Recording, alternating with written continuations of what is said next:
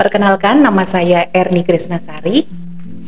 Di sini saya adalah associate partner untuk beberapa perusahaan, dan saya juga konsultan untuk perusahaan-perusahaan, terutama perusahaan-perusahaan yang membutuhkan organizational development.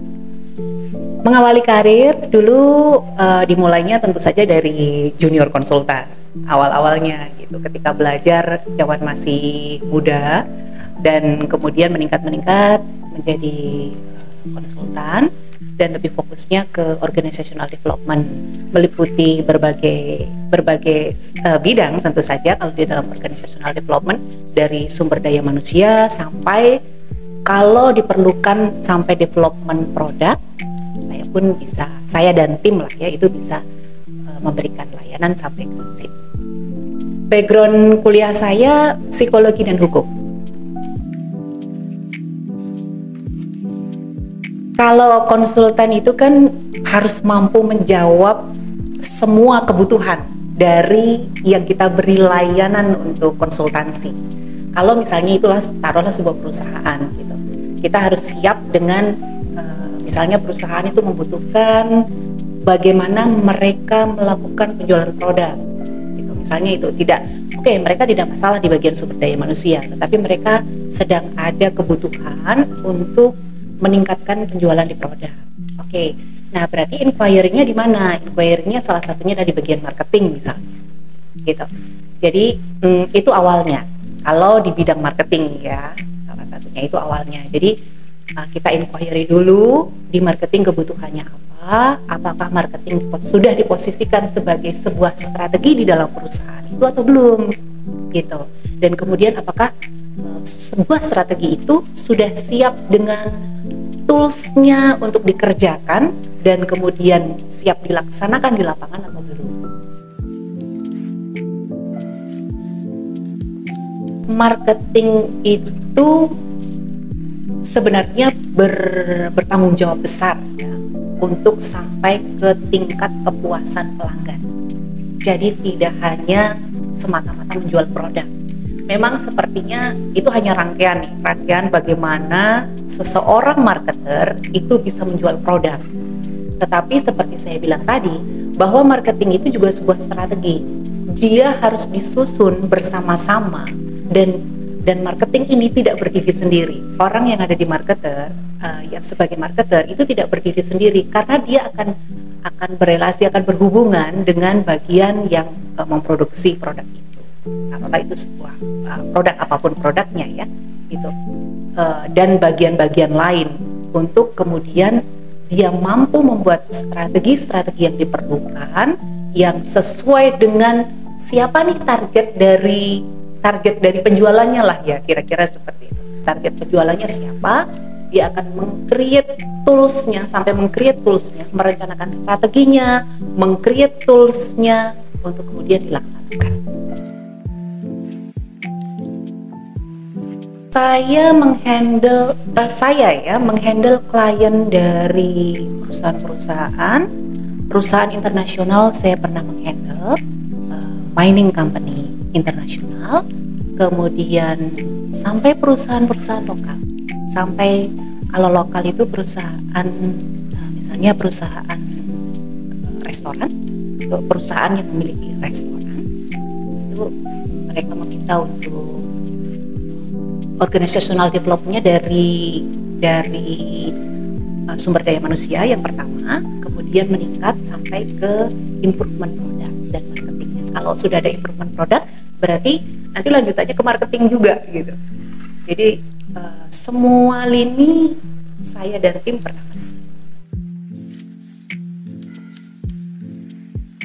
Treatment untuk tiap-tiap perusahaan tentu saja berbeda, karena tujuan dari perusahaan satu dan perusahaan yang lain itu kan berbeda. Jadi tidak sama. Biasanya ada sesuatu yang unik dari satu perusahaan ke perusahaan yang lain gitu. Ada sesuatu yang berbeda, ada yang unik.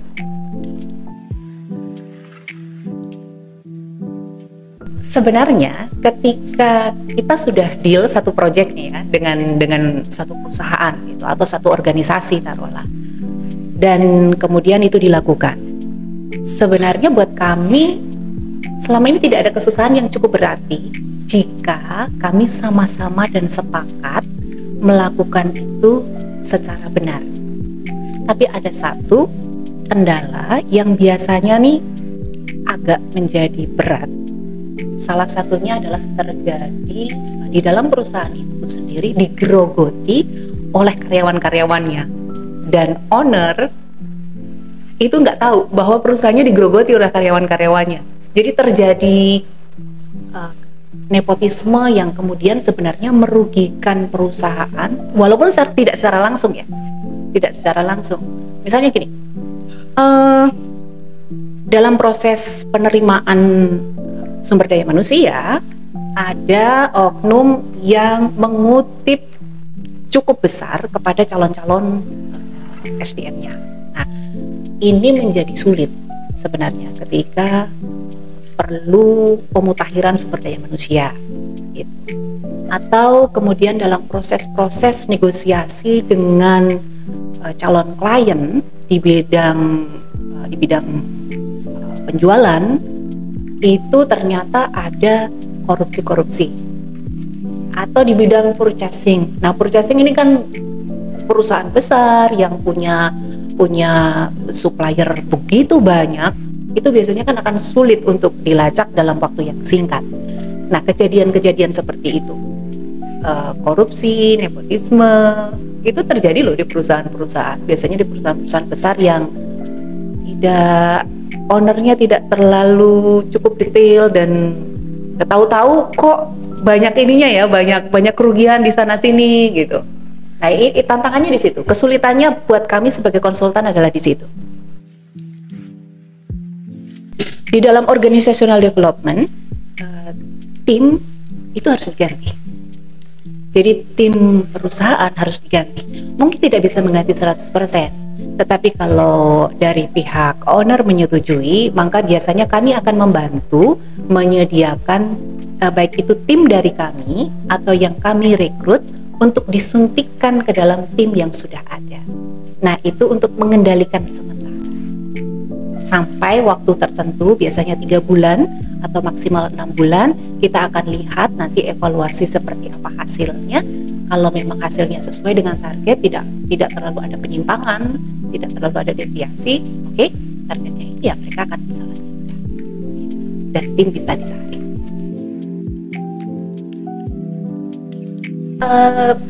Sebenarnya secara keseluruhan, organizational development kan tidak hanya menyangkut sumber daya manusia, tetapi misalnya tim marketing butuh di-develop gitu. Kita mendevelop juga tim marketing, atau produknya perlu dilakukan improvement.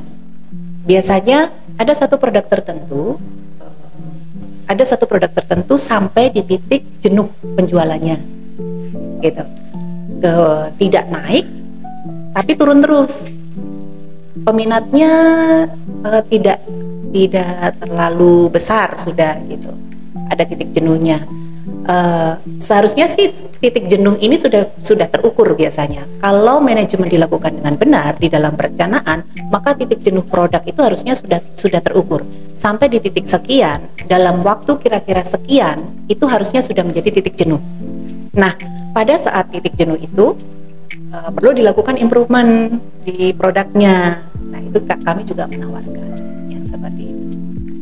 Kami juga berpengalaman di program-program CSR, Corporate Social Responsibility, untuk perusahaan-perusahaan, untuk mining company gitu. Jadi kalau dulu program-program CSR itu kan untuk wilayah terdampak, biasanya kami akan menangani wilayah-wilayah terdampak langsung dari tempat-tempat di mana dilakukannya apa istilahnya ya, mau penggalian atau eksplorasi gitu. Tetapi kalau sekarang program-program CSR itu sudah lebih berkembang.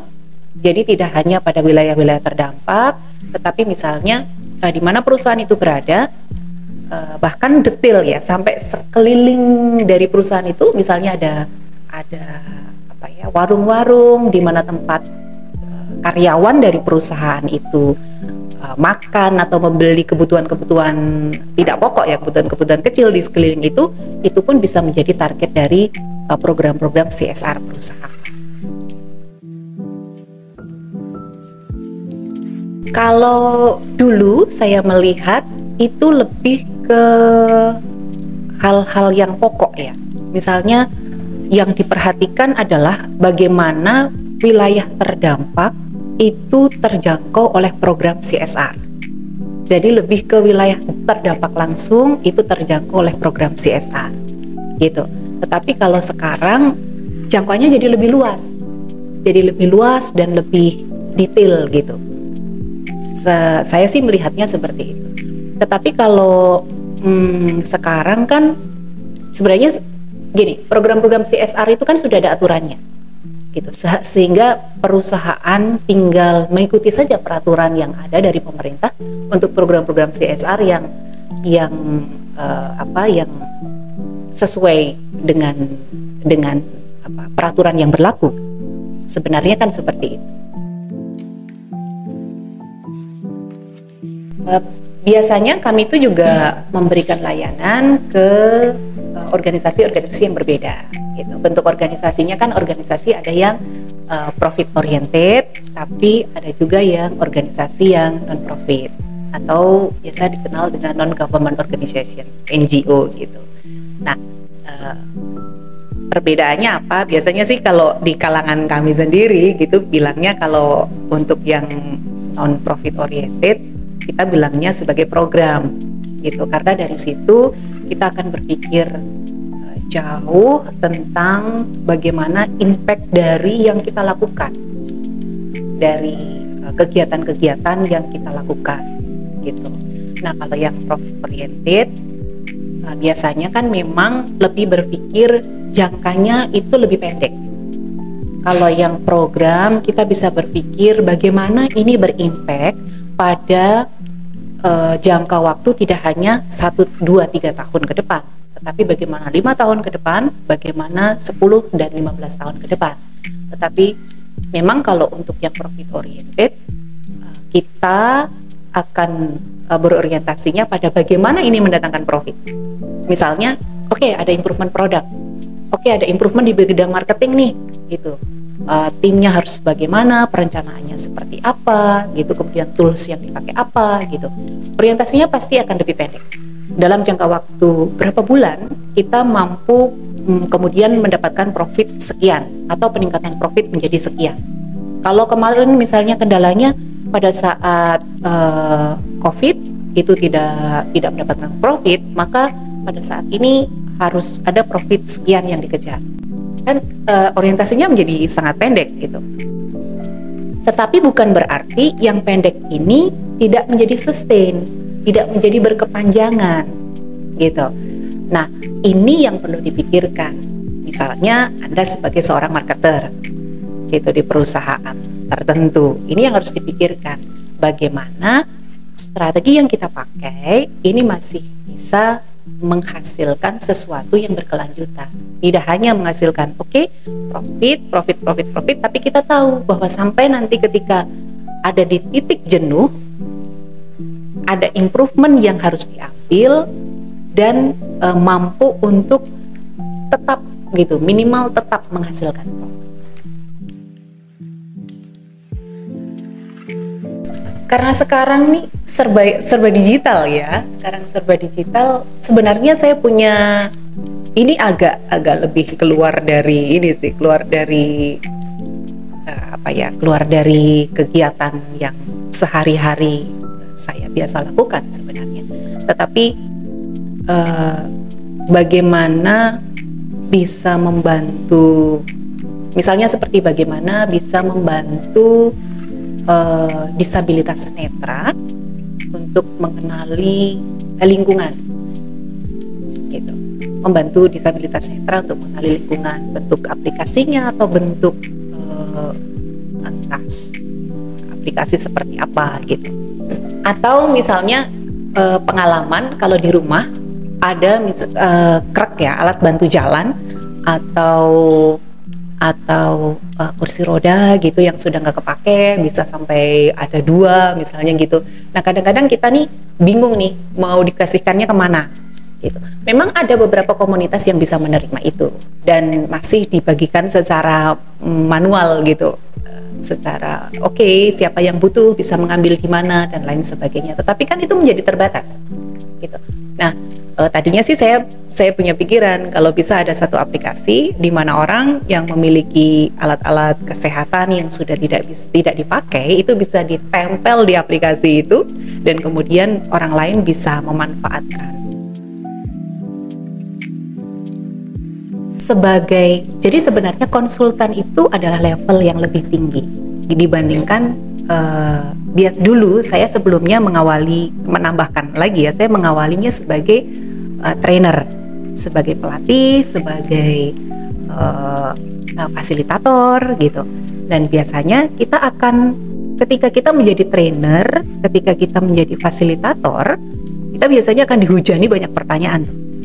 Nah, saya belajar tentang bagaimana menjawab pertanyaan ketika saya menjadi trainer atau fasilitator.